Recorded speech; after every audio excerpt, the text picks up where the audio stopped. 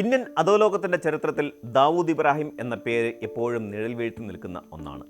എന്നാൽ കാലം മാറിയപ്പോൾ ഈ നിഴൽ രൂപങ്ങൾ തങ്ങളുടെ പ്രവർത്തന മേഖലകളിലും വലിയ മാറ്റങ്ങൾ വരുത്തി. സ്വർണ്ണക്കടത്തിൽ നിന്നും റിയൽ എസ്റ്റേറ്റ് മാഫിയയിൽ നിന്നും ഡി കമ്പനി ഇന്ന് എത്തി നിൽക്കുന്നത് അതിമാരകമായ സിന്തറ്റിക് ലഹരികളുടെ ആഗോള വിപണിയിലാണ്. ഈ ശൃംഖലയിലെ ഏറ്റവും പ്രധാനപ്പെട്ട കണ്ണി എന്ന് വിശേഷിപ്പിക്കപ്പെടുന്ന സലീം ഇസ്മായിൽ ഡോളയെ തുർക്കിയിലെ ഇസ്താംബൂളിൽ നിന്ന് ഇന്ത്യയിലേക്ക് എത്തിച്ച വാർത്ത രാജ്യത്തെ അന്വേഷണ ഏജൻസികളെ സംബന്ധിച്ചിടത്തോളം ഒരു വലിയ വിജയമാണ്. 5000 കോടി രൂപയുടെ മാരക ലഹരിമരുന്ന് ഇടപാടുകളുടെ സൂത്രധാരൻ എന്നാരോപിക്കപ്പെടുന്ന സലിം ഡോളയുടെ അറസ്റ്റ് കേവലം ഒരു വ്യക്തിയെ പിടികൂടുന്നതല്ല, മറിച്ച് ഡി കമ്പനിയുടെ സാമ്പത്തിക അടിത്തറയെ തകർക്കുന്നതിനുള്ള സുപ്രധാന നീക്കമാണ്. സലിം ഡോളയെ പിടികൂടിയ സാഹചര്യം ഒരു സ്പൈ സിനിമയെ വെല്ലുന്ന നാടകീയത നിറഞ്ഞതായിരുന്നു. ഇസ്താംബൂളിലെ ബെയ്ലിക് ദുസു ജില്ലയിലെ രഹസ്യ കേന്ദ്രത്തിലായിരുന്നു ഇയാൾ ഒളിവിൽ കഴിഞ്ഞിരുന്നത്. തുർക്കിയുമായി ഇന്ത്യക്ക് നേരിട്ടുള്ള കുറ്റവാളി കൈമാറ്റ കരാറുകൾ ഇല്ലാത്തത് അന്വേഷണത്തിന് വലിയ വെല്ലുവിളിയായിരുന്നു. എന്നാൽ സലിം ഡോള ഉപയോഗിച്ചിരുന്ന വ്യാജ UAE പാസ്പോർട്ട് അവന് തന്നെ വിനയായി മാറി. ഒരു വിദേശ രാജ്യത്തിൻ്റെ രേഖകൾ വ്യാജമായി ചമച്ചു എന്ന സാങ്കേതികത്വം ഉപയോഗിച്ച് ഇന്ത്യൻ ഏജൻസികൾ UAE അധികൃതരുമായി സഹകരിച്ച് പ്രവർത്തിക്കുകയായിരുന്നു.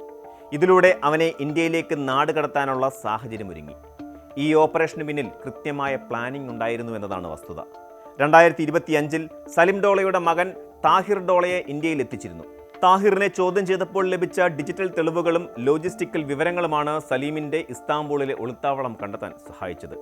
ഇസ്താംബൂളിൽ തടഞ്ഞു വെക്കപ്പെട്ട സലീമിനെ ചൊവ്വാഴ്ച പുലർച്ചെ മുംബൈയിൽ എത്തിക്കുമ്പോൾ ഇന്ത്യൻ നാർക്കോട്ടിക്സ് കൺട്രോൾ ബ്യൂറോയും CBIയുടെയും വൻ സന്നാഹം തന്നെ വിമാനത്താവളത്തിലുണ്ടായിരുന്നു. നിലവിൽ അജ്ഞാത കേന്ദ്രത്തിൽ വെച്ച് ഇയാളെ ചോദ്യം ചെയ്തു വരികയാണ്. ഡി കമ്പനിയുടെ ലഹരി ശൃംഖലയുടെ അറ്റമില്ലാത്ത കണ്ണികൾ ഇയാളിലൂടെ പുറത്തു വരുമെന്നാണ് പ്രതീക്ഷിക്കുന്നത്. സലിം ഡോള കേവലം ഒരു ഇടനിലക്കാരനല്ല, മറിച്ച് മാരകമായ സിന്തറ്റിക് ലഹരിമരുന്നായ മെഫഡ്രോണിൻ്റെ ഒരു വലിയ സാമ്രാജ്യത്തിൻ്റെ അധിപനാണ്. ലഹരി വിപണിയിൽ മ്യാവൂ മ്യാവൂ എന്ന പേരിൽ അറിയപ്പെടുന്ന ഈ രാസലഹരി യുവാക്കൾക്കിടയിൽ പടർത്തുന്ന വിപത്ത് ചെറുതൊന്നുമല്ല. 2024 മഹാരാഷ്ട്രയിലെ സാംഗ്ലിയിൽ നടന്ന വലിയ മയക്കുമരുന്ന് വേട്ടയിലാണ് സലിം ഡോളയുടെ പേര് ആദ്യമായി നിർണായകമായി വരുന്നത്. അന്ന് 120 കിലോയോളം വരുന്ന ഉയർന്ന ഗുണമേന്മയുള്ള MD ലഹരിമരുന്നും അതിൻ്റെ നിർമ്മാണത്തിന് ഉപയോഗിക്കുന്ന ലാബ് ഉപകരണങ്ങളും പോലീസ് കണ്ടെടുത്തിരുന്നു. ഏകദേശം 253 കോടി രൂപയുടെ മൂല്യമായിരുന്നു അന്ന് പിടിക്കപ്പെട്ട ലഹരിമരുന്നിന് കണക്കാക്കിയിരുന്നത്. ഈ കേസിലെ അന്വേഷണം നീണ്ടത് ദുബായ് കേന്ദ്രീകരിച്ച് പ്രവർത്തിച്ചിരുന്ന സലിം ഡോളയിലേക്കായിരുന്നു.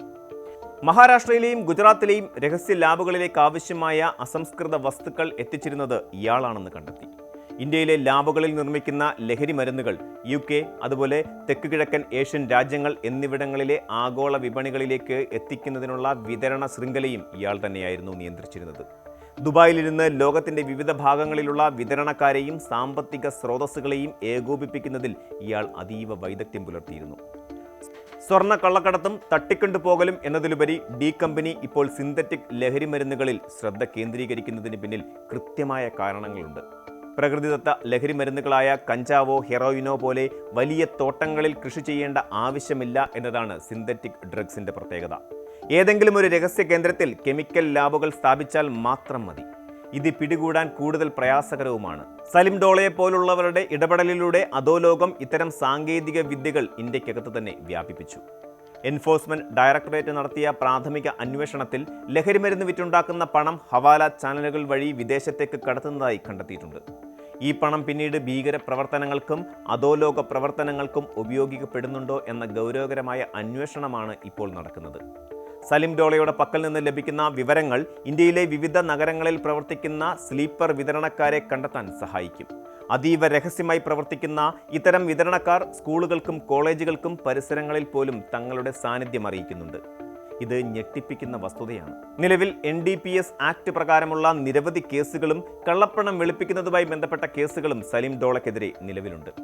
മുംബൈയിലെ പ്രത്യേക കോടതിയിൽ ഹാജരാക്കുന്ന ഇയാളെ കൂടുതൽ ദിവസം കസ്റ്റഡിയിൽ വാങ്ങാനാണ് ഏജൻസികളുടെ തീരുമാനം. ഹൈ പ്രൊഫൈൽ ഡ്രഗ് പാർട്ടികളിലും ഇയാളുടെ പങ്കുണ്ടോ എന്ന കാര്യം പോലീസ് പരിശോധിച്ചു വരികയാണ്. പിടിക്കപ്പെട്ട ചില സഹായികൾ നൽകിയ മൊഴികളുടെ അടിസ്ഥാനത്തിൽ സിനിമാ മേഖലയിലോ ബിസിനസ് രംഗത്തോ ഉള്ളവർക്ക് ഇയാളുമായി ബന്ധമുണ്ടോ എന്നതും അന്വേഷണ പരിധിയിലാണ്. ഇന്ത്യൻ നീതിന്യായ വ്യവസ്ഥയെയും അന്വേഷണ ഏജൻസികളെയും സംബന്ധിച്ചിടത്തോളം സലിം ഡോളയുടെ തിരിച്ചുവരവ് ഒരു വലിയ പാഠമാണ്.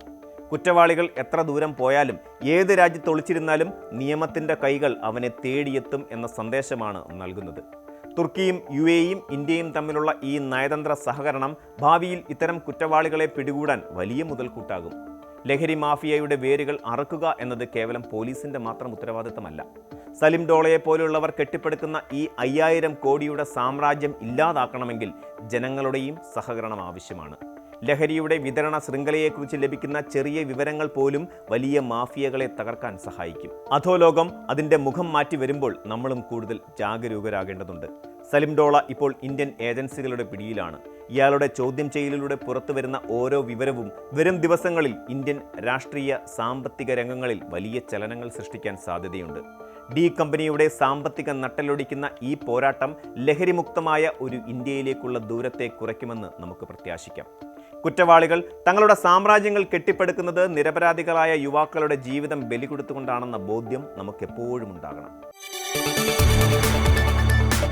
കൂടുതൽ വാർത്തകൾക്ക് news 18 Keralam YouTube channel subscribe ചെയ്യുക.